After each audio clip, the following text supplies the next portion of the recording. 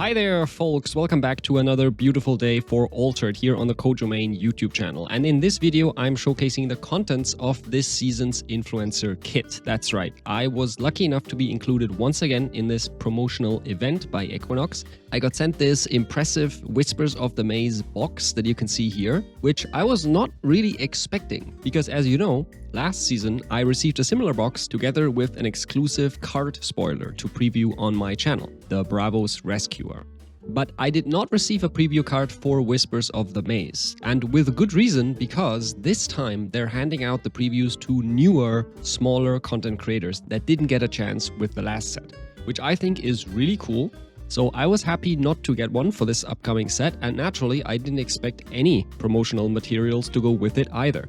So it's a pleasant surprise that I found this cool box on my doorstep last week. As always, big shout out to the guys at Equinox for making these previews happen. I'm happy to be a part of it, and without further ado, let's check out the contents. So, of course, I know you guys really only care about the booster packs and uniques and stuff like that, but let me quickly showcase the other contents of this fantastic box, because it's honestly not to be taken for granted the kind of effort Equinox puts into these, and I really want to showcase it. You remember that for the Trial by Frost box, there was a chocolate bar included that was stylized like the Eat Me energy bar from the set, and even a scarf. A really cool scarf that I ended up wearing a ton over the winter, and whenever I would go to events and stuff like that.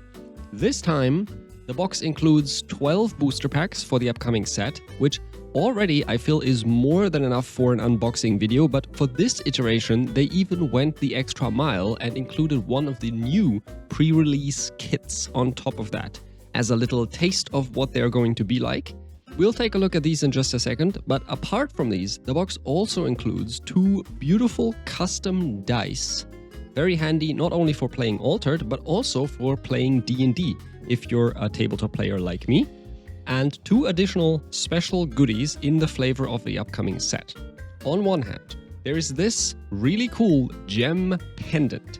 Look at this, crazy. This is a nod to Lakshmi, one of the new cards in the upcoming set that we'll maybe see in the booster opening in just a second. And on the other hand, we have this, a very mysterious sealed message. Now, in the box, there was also a note explaining what each of these items was, but I didn't see that at first. So this was very enigmatic and exciting. And when I finally unsealed it, I found these contents. Now, you can imagine my utter excitement at the prospect of this being some sort of secret coded message for us to decipher as a community. So I got to work right away and spent a long time analyzing these glyphs, and only gradually did I realize that I was probably getting excited for nothing. Once you look closely, you can find hints that this is probably not a secret message. And then I found the note in the box, which explained what this was. This is a replica of Rune's Will, or Rune's Testament, which is also a new card from the set and an item of some relevance in the story of the season, in particular with connections to Waru, the Ordis hero. So this is really cool, although it probably does not contain any secret messages. Still, very exciting, and that brings us to the boosters themselves. Now, with the new pre-release kit included, this is actually a whole lot of booster packs, so I had a lot of opening to do. As usual, I'll go over all the cards that I pulled and try to say some stuff about each one of them. Obviously, I have to keep it brief since I don't want this video to be 3 hours long, but I'll start slow, and once we start seeing the same cards multiple times, I'll go faster. Okay, so let's see what we have. People have been saying that they feel this set has a slightly higher power level than Trial by Frost, and personally I think that's a very good thing, so these packs should be pretty exciting to open. First up, we got Hestia, a new deity for Bravos, featuring the new set mechanic of infinite reserve abilities that sort of tick up continuously while this card is in reserve. The town square is one of the new landmarks, getting counters if you have many characters and then buffing up the team. Ordis Dispatcher, 3 mana 3/3/3 that interacts with the boosts it got while it was in reserve. Now this is an interesting one, Bliss Bassist. For those of you who don't know, Bliss is a band from Lyra, it's Fenn's band. So that's why you can see Crowbar there on the artwork as well. And actually, all of the members of this band are cards in this set, which is pretty funny. They seem to work better with Aurak than with Fen, weirdly enough, but I'm sure putting together the complete band as a deck is still a lot of fun nonetheless. Izmir and Graver. As you can see, all the factions have some cards that allow you to remove boosts from them when they enter from reserve to make direct use of those boosts they got from their continuous reserve abilities. Talarian Skater, this is the first example of the new Scout ability, where you can pay the Scout cost instead of the normal from hand cost, but the card gets sent to reserve immediately. So you essentially only get the enters the battlefield effect, in this case, boosting a character. Luminous Swarm, entering with Anchored, that's quite nice. Drill Mole, same thing we just talked about, but for Axiom. And note the little nod to Avatar The Last Airbender with the artwork and the flavor text there, you'll love to see it. Okay, the rares. We got the Keys player for the band, faction shifted to Axiom to synergize with robots and permanents. Cuddly Corgi, one of the cutest cards ever, and that says something because there are a bunch of super cute cards in this set. Cool new aggro card for Bravos, and the Nilam Spires for Izmir. Probably not as powerful as the Nilam itself was in Trial by Frost, but still pretty cool, and I love the art. Overall, again, in this set I feel like the visual team just knocked it out of the park. Maybe I'm biased because I'm an artist myself, but damn, it's such a delight. Okay, pack 2. We've got the Wayfarer, the new Lyra landmark that interacts with dice rolling. Rune's Testament, this is the card that I was talking about earlier, and it's very, very weird. You can sacrifice a progression in exchange for 2 cards. Izmir Nurse, very fun the way she's squeezing the Moonlight Jellyfish there. I mean, not for the jellyfish, of course. Bravos Pendekar, Pendekar being a title for Masters of the Martial Arts. Sap Infusion. Apparently, the most effective way to infuse sap is directly through the nostrils. Sap Dispersal, a new 1-mana trick for Muna, boosting reserve characters. Dredger Drone, another continuous reserve effect card for Axiom. Cuddly Corgi in the common version here, which is Muna originally, caring about anchored characters. Now for rares, we got the Guitarist again, this time in Lyra, where instead of robots and permanents, it's all about artists and songs. The Scholar's Vault, very interesting card for Izmir that makes huge haymakers cheaper. And the Corgi in the last remaining version, the Muna rare version. I'm glad to see I already managed to get all 3 of these Corgis in just 2 packs. Would have hated to miss those in my collection. And at the end there, you got to see one of the Expedition track pieces as well. They are very beautiful. Pack 3, we got Encore, featuring Crowbar on the guitar. Target fleeting character gets anchored, very nice effect for Lyra. Silas, the Cryptic Warlock, one of my favorite cards from the set so far. And with the banning of Ordis Baba Yaga, people are definitely realizing by now that this kind of effect is very strong. Kappa Sap, very nice little trick for Bravos, not directly boosting your board, but boosting your future board, so to say. Man in the Maze, this is one of the interesting lore cards of this set, feeding off the boosts going around everywhere. And you can see at the bottom there, if it high rolls, it can even progress just like a small step giant leap. So that's definitely very intriguing. The Hunger, the big evil of this set's storyline. And a card I think we can agree will never be cast even once, because it's 9 mana. Personally, I'm very sad about this. Leo, Relic Expert, sporting a very unusual at-night trigger. That means after the expeditions have progressed, if I understand that correctly. The Refinery, a card that some not-so-smart people are calling the next haven for Axiom. Personally, I think it's going to be very weak, unfortunately. The Farm for Muna, rewarding you with resupplies if you manage to keep characters in play multiple rounds. Now for rares, Bravos Pendekar in the Muna version, one of the rare sabotage effects Muna has access to. Duel of Grit, this is a card I'm very interested in. A 2-mana removal if you have a more expensive character in play, very promising. And the Farm in the Ordis version, very interesting for Varu Bureaucrats, which is struggling since the nerf to Varu. Speaking of buffs and nerfs, I'm very optimistic that this set is going to have a big impact on the metagame. Personally, I can't wait to see what people end up playing, and from what I've seen, there are a couple of very interesting new archetypes to go around.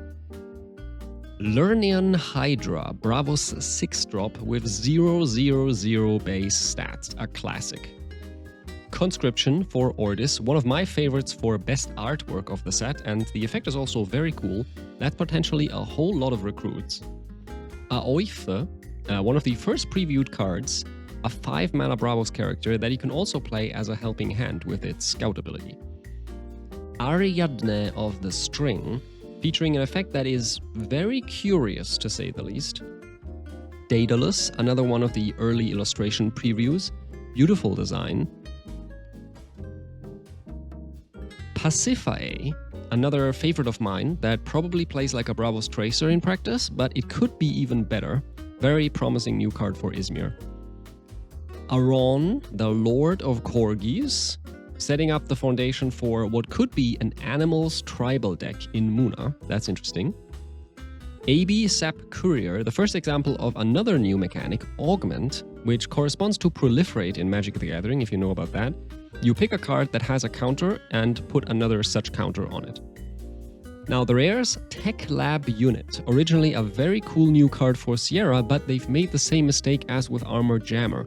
The rare reduces the hand cost from 3 to 2, so now it's unplayable for Sierra, sadly. I had really high hopes for this card. Feast of Thoughts, with a crazy artwork, very big spell from the reserve that does all sorts of things. And we got a unique here, Talarian Skater. Originally a Bravos card, as we saw, but in Muna here, on the side you can see the base Bravos common version of the card. Normally it's a 2/2/2 for 3 mana, while here it's a 5/3/4 for 4 mana. That sounds reasonable, I would say. Much better stats for 1 more mana. As for the effect, it's conditioned here to only give you the boost if you have less cards in reserve than your opponent, which is definitely something to look out for. But in exchange, the card is even more beefy from the reserve, entering as a 6/4/5, which is very handy here because you can expect that you'll play this for its scout ability most of the time. So it then coming in bigger from the reserve, where it will end up anyway, is very cool. I'm definitely very happy with this one. Muna also feels like the kind of faction that will have an easy time satisfying this condition of having less reserve cards than your opponent. So it's not much of a drawback to work around. And the stat line is definitely very considerable. What a cool unique to start out the season, I'm really happy. For the next pack, we have Lakshmi, the character I mentioned earlier in the video, and another piece of dice rolling support for Nevenka. Most importantly, at common rarity, instead of the Mage Dancer, who's only available to Lyra at rare. Silas, we've already seen him. Bravos Excavator, boosting reserve cards when it leaves play. Interesting, and a nice little aggressive stat line. Feast of Thoughts in the common version this time. Bliss Drummer, another member of Fenn's band, who makes stuff cheaper from reserve. That's potentially very relevant for Lyra. The Grems, one of the generic cards for Axiom this set. Flora, Caring Gardener, a very interesting card if you ask me. 3 mana, 3/3/0 is not bad, but really you're trying to get this into your reserve and then leave it there to make your anchored characters grow between rounds. Tech Lab Unit, this is the common version for 3 mana, as I mentioned earlier. Now, a rare Lyra Contortionist. Big flavor win on this card because it doesn't use up a slot in your reserve. Just as expected of a Contortionist, I suppose. Nilam Spires in the faction-shifted Axiom version. This one is charged up via permanence. Interesting for Sierra definitely, but it seems very, very slow. And the Izmir version of Fair Fox, originally in Muna. Now it's kind of funny, it removing permanence with cost 2 or less sounds like it might be meant as a tool specifically against Haven, Bravos Bastion, although I'm not sure that's necessary now after the nerf. Next up, Spirit Wielder for Bravos, getting boosted if you have boosted characters. Interesting, interesting. Sap Duende, which exchanges boosts of 2 boosted characters. I feel like the fact that this cannot target characters without boosts is a big problem, but we'll see how it plays in practice. Korgan Informant, a special tech card for Izmir to counteract this set's mechanic of boosting cards in reserve. Now, Fiore de Liberi, we saw this guy earlier on the illustration for Duel of Grit. He plays a role in the story of the set as a challenger for Azzari, and he has a very curious line of text, if I'm boosted, I'm eternal. That is definitely very, very intriguing. Swift Djinn, this is a third version of the Bravos Djinns. This one also makes mana orbs, but in a more elaborate way than the other two, which I'm not sure is workable, but we'll see. I can imagine there will be unique versions of this that will be quite impressive. Shortage Supervisor, who wants your hand to be empty, kind of like the little match girl if I recall. The common Muna version of the Fair Fox we saw earlier, kind of like Inari. Sap Sniffer, giving you that augment ability to increase counters on something. And for rares we got Lyra Daedalus, who gets a scout ability in addition to what he had before.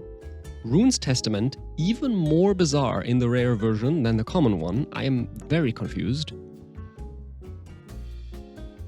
And a rare Izmir Pasiphae. I love to see it.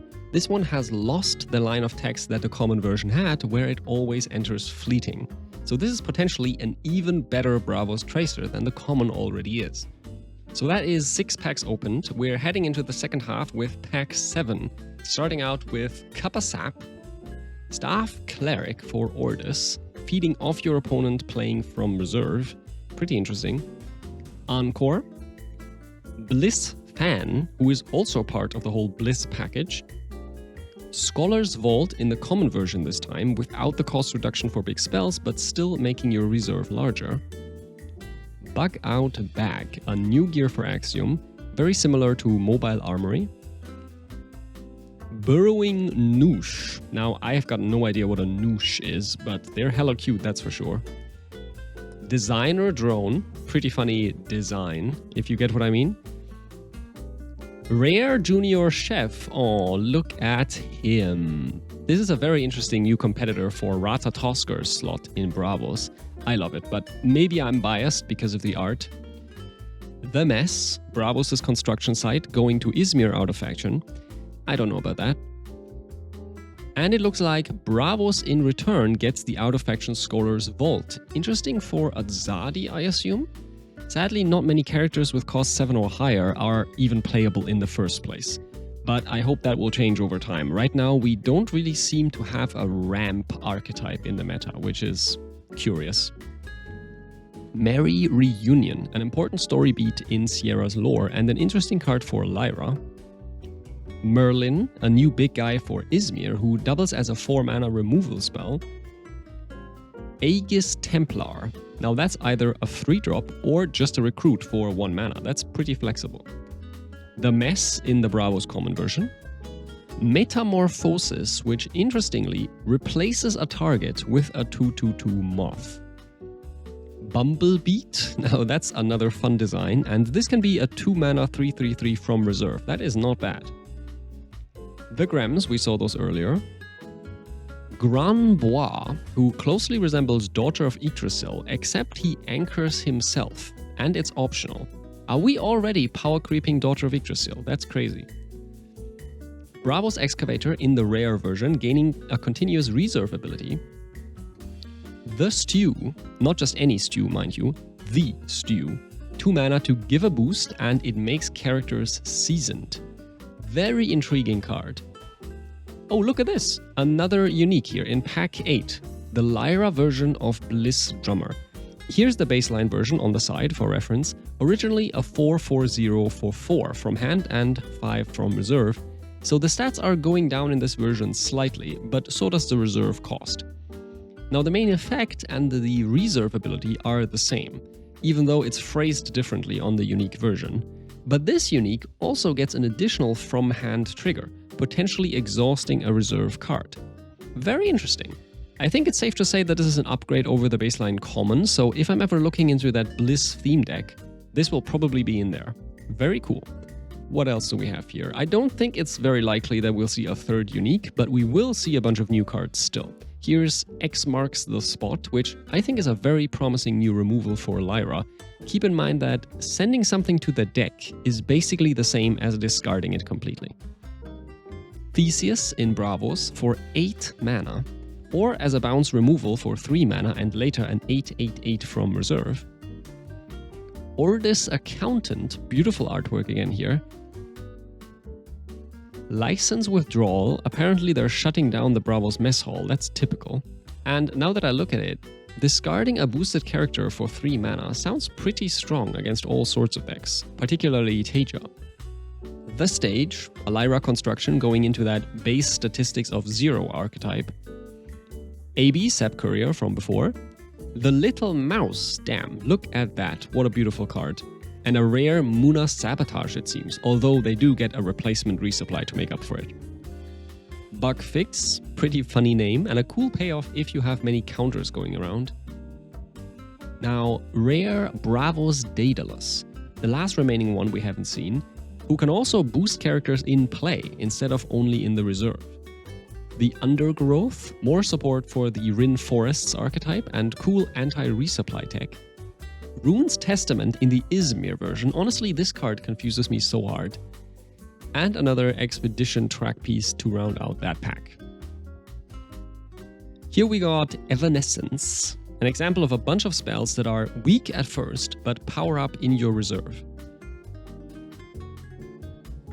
The Stew in the Bravos common version. Ephraim, Puppet Master. This is Sierra's dad, whom we saw earlier on the other card. He either sabotages or resupplies.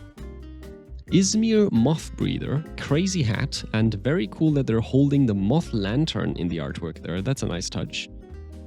The Mesektet, a new kind of Ordis Carrier for slightly more mana. Pastry Chef for Bravos.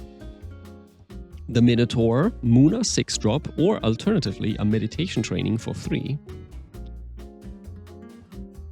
Enhanced Prototype, who can make itself cheaper from reserve. Sierra apparently going ham with these prototypes recently.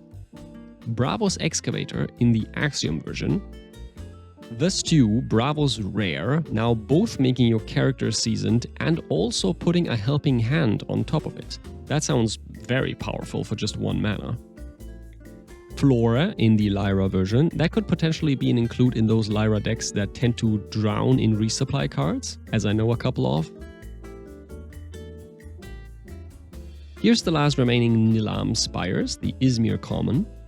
An Ordis Crier, not to be confused with Ordis Carrier. One of these I grow while in reserve cards. Lyra Contortionist in the common version, a 2-mana 2/3/0. The common counterpart to the Junior Chef we saw earlier, also growing while in reserve. Simurg, this is one of the earlier preview cards. It has Gigantic and it potentially draws a card, but people are still calling this unplayable because of that big 7 at the top there.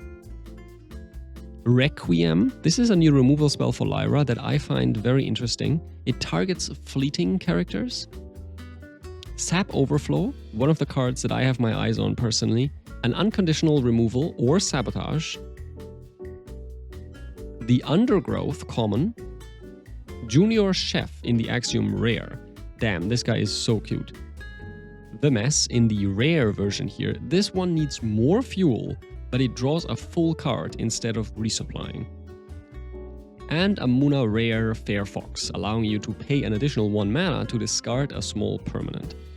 Not sure how many of those are going around these days, but keep in mind that permanence also includes gear permanence. Alright, we're heading into the last pack here. Bliss Guitarist is the first card. Feast of Thoughts, also one we've seen before. Ariadne for Ordis, same thing. Talarian Skater, the common one. Ordis Crier, just like in the pack before. Aron, we also saw him earlier. The Tech Lab unit.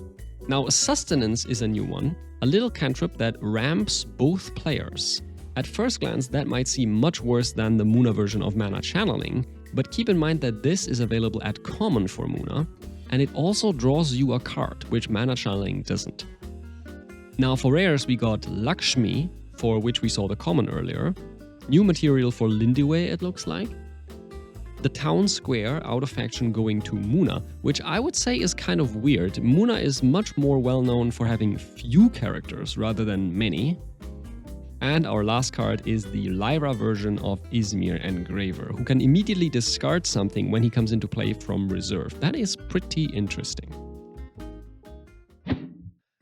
So there you have it, folks. I hope you like this little look at the upcoming set. I know people have been following the spoiler reveals with great interest over the last week or so, but when I received this box, those spoilers actually had not started yet. So for me, this really was seeing all of these cards for the first time, which was real fun. It gives you a little taste of what new sets used to be like in the old days when there was no spoiler season, and the first look you would get at a new set was the moment you actually opened the packs on release day.